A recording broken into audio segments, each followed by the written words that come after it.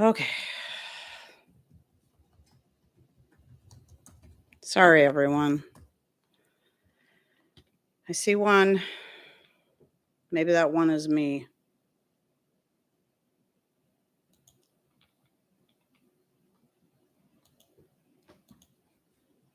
Okay, I'm going to try again to see if I can get a hold of that link. If anybody's on here now watching me, just give me a minute.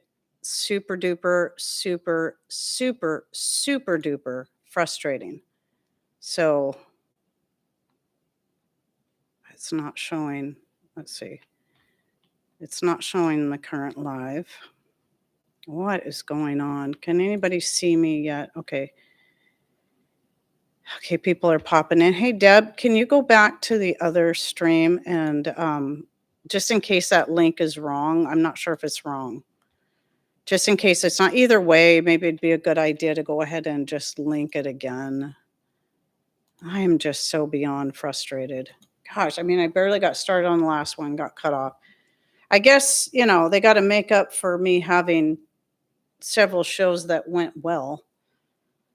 So, and then when it happens, I can't tell for sure when it cut off. So I don't really know where I was. So I have to kind of repeat myself. But if I get cut off one more time, I'm not doing this again. We'll just have to wait till next Sunday, which is going to be frustrating because I'm really trying to get ahead on my videos and that's not going to help me. Maybe I can at least get through this topic though. So, let me figure out where I was. I got to kind of back it up. So I was talking about, so I was talking about rehydrating the dried apples for pies by cooking them in whatever juice you want. Just put as little juice in the pan as possible and just kind of cook them on a medium heat until they're fully rehydrated. But you want to make sure they're fully covered. You can always add more juice as you go, or water. It doesn't have to be juice. Just don't use too much if it's juice because you're going to want to strain off whatever's extra. And then you can also use that same idea for making like a topping to put on top of pancakes and waffles. So good, especially if you make up some whipped cream, you have some heavy cream on hand, whip up some whipped cream, and then I did a video on this too, which I linked to in the very first live stream that I tried to do.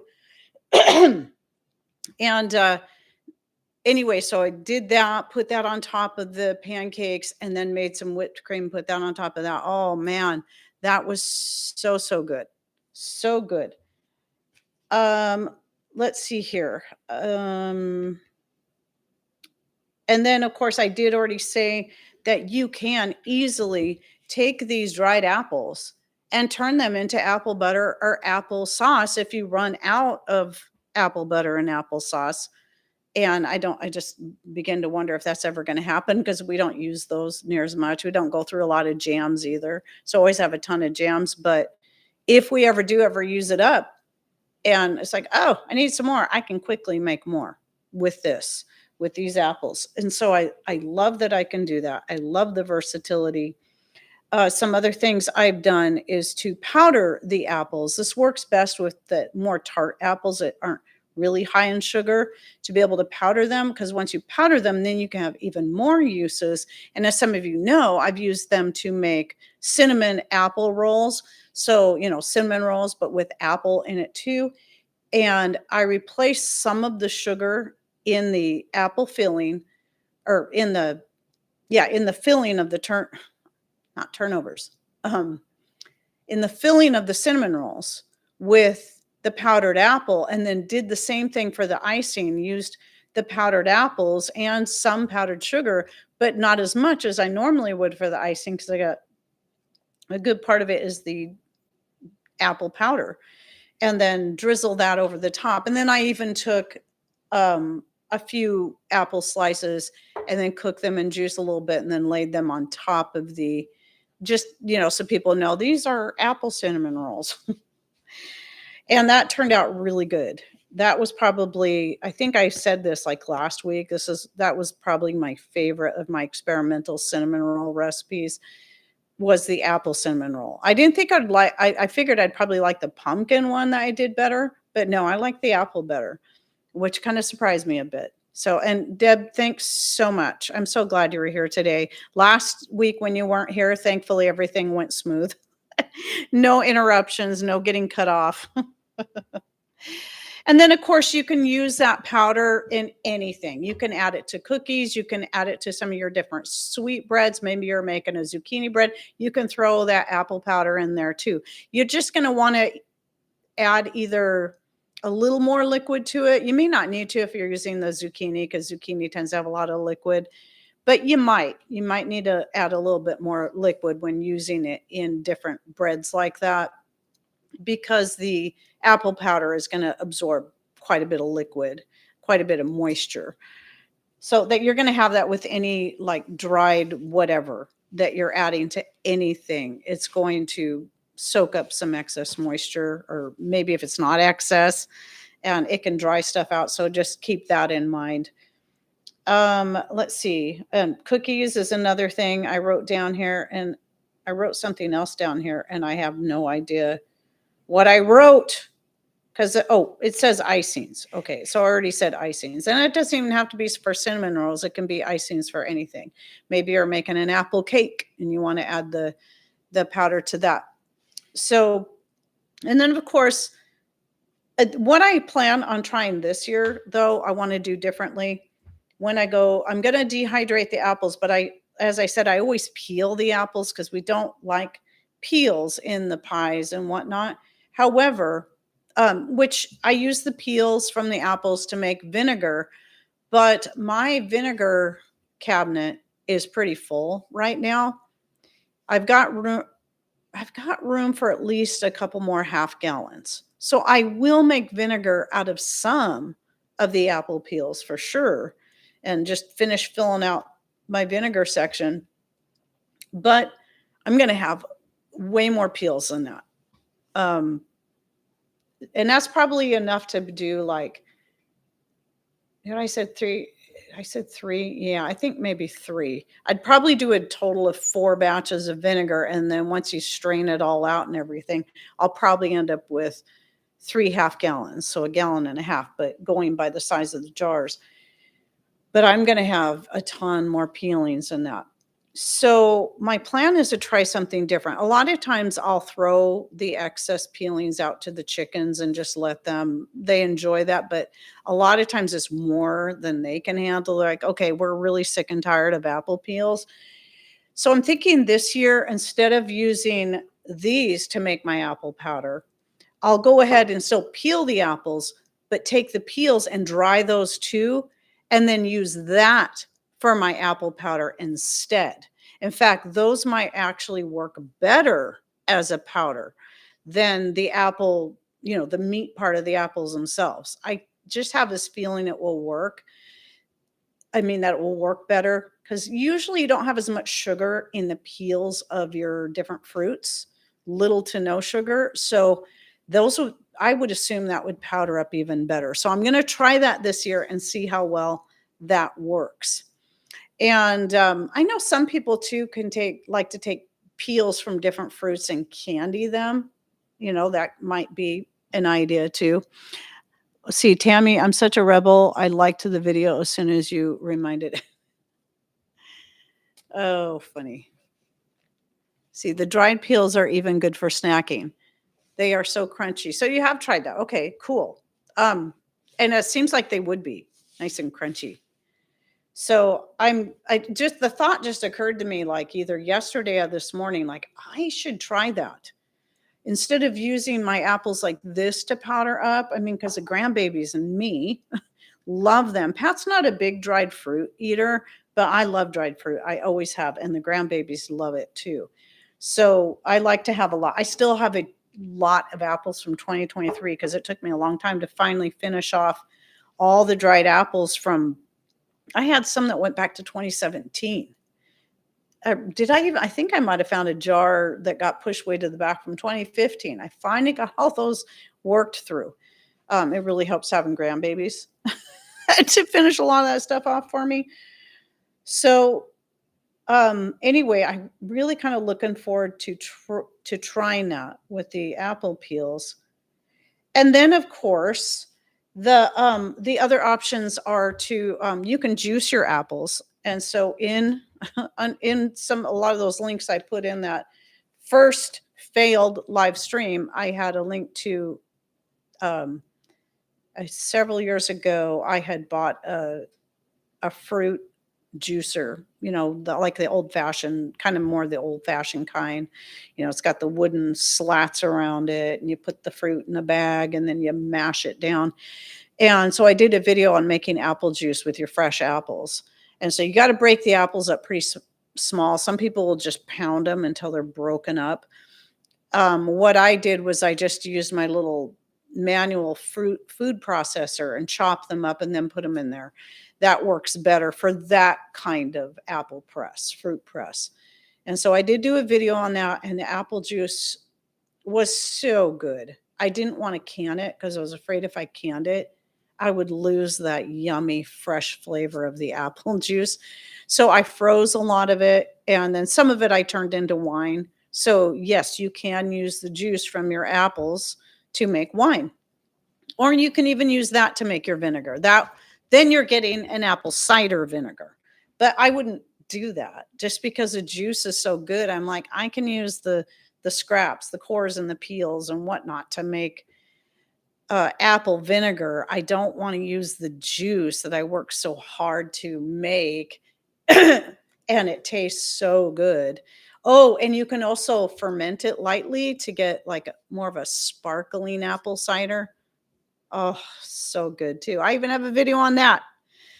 But it's the same way I do any of my. That just flashed again. Please tell me whether or not I'm still here. I don't know if it was just the lighting in this case or if it was the screen itself. So I'm going to wait and see what I got for comments before I go on and wear my vocal cords out for nothing. Okay, good. So basically, thank you, Linda and Deb, and Happy to Learn and Tammy. I never know. So I feel like I'm leaving something out, like I forgot something really, really important. But anyway, there's just a few ideas. Apples are just really great in the fact that dried or not, because they of the kind of flavor that apples have, they go so well with anything. You can mix them with any fruit, and that works pretty good. Let me grab the glasses I accidentally tossed on the floor there because I might need them. So let me go on to my next topic, and hopefully I can stay here. My next topic, and again, if I get cut off this time, I'm just gonna call it because I don't want to start a fourth stream. This is ridiculous. So let's talk about oil infusions. Now I didn't bring any here with me, but since I will end up making a separate standalone video out of this anyway, if I stay here, that is, and don't have to just shoot the video pre-recorded, which is what I might have to do this week. I want to talk about oil infusions because I haven't really done a video like this in a while where I just talk about it in general terms, and that is, how to make them, how easy it is, what you use, and just give you a few ideas on the types of oil infusions you can make. Now, another link that was in there was I just made this playlist today because I realized I don't have a playlist just for my oil infusions, in my videos I've done on oil infusions. So I have 4 main oil infusion that I make. 2 are skin related. One's just for my regular skin cream, which all the herbs in there are healing herbs anyway. And then I have one that's more specific for healing, making a salve for healing different things. I've even used it on the dogs when they get hot spots or whatever, where they just get really itchy and then they want to gnaw at it. And it works really, really well. And then I have one as a hair. Anymore now, I kind of use it more as a hair treatment, but it's also a scalp massage to help with hair growth. And then the other one is the one for the joint and muscle rub. And I'm always updating things and changing and adding things to it as I go. So I'm infusing all these different herbs and spices into these different oils. And so I have videos in that playlist. So if Deb can find it, or did she find it? Oh, that's the Apple one. That's right. Everybody's kind of a little bit behind the actual thing here. So there we go. Thank you, Deb. She's just so on top of it. I appreciate that so much. Yeah, because I put all that in there, and then I tried to organize it. Like some of the older stuff that's, I put more towards the bottom of the list, and the more important stuff I put towards the top, like the recipes and such. So one of the things that I want to make sure that the very first thing is when it comes to doing oil infusions, though some people, yes, will use fresh herbs, I never ever recommend using fresh herbs for oil infusions. For making tinctures and extracts, of course, yep, you can use fresh. But when it comes to infusing oils, there's two things that using fresh herbs, that you're at risk of happening. One, which is going to be the lowest on the risk scale, is botulism. And the reason I say it's the lowest is because as big as a scare as botulism is, it's not as prevalent as a lot of people would like you to believe. It's actually very, very rare. And so much so that some of you know I did a video on that several years back where I went to the CDC, I went to the FDA, I went to these, different .gov sources and was looking up, what is the risk factor? What is the actual statistics of people dying from botulism and home preserved foods? And it's like one of the very lowest things. Obviously, proper food preservation is going to make a difference, but a lot of these things people want to scare you away from, like dry canning potatoes or using the old fashioned boiling for 3 hours of your low acid foods. It's really not. It's not something to be concerned with. And if you are concerned, you know what all you have to do when it comes to those canned foods? Just cook them for 10 minutes. I mean, it will even tell you that in the old instructions. Just cook them for 10 minutes. Usually you're cooking that stuff anyway. Of course, now my throat's starting to itch. Sorry. So back to oil infusions, but because of the fresh herbs and the oils and stuff can get trapped in there, and it's possible you could end up with botulism in your oil. But the number one thing that's I would find, even though that's scarier, the one thing I'd be more concerned with is the oils going rancid, which can be caused when you're using fresh herbs, but also if you're using oils that aren't as shelf stable as other oils. So like extra virgin olive oil, though it can be great for the skin, it doesn't have the shelf life that your avocado oil does, or coconut oil. So these are really good options for infusing with. And even castor oil can work very good. I just don't, I know some people do it. I personally don't recommend infusing your herbs in castor oil alone, but to maybe mix it like I do a 50-50 blend in something I'd want the castor oil in, of the avocado with the castor oil, so it doesn't increase the viscosity.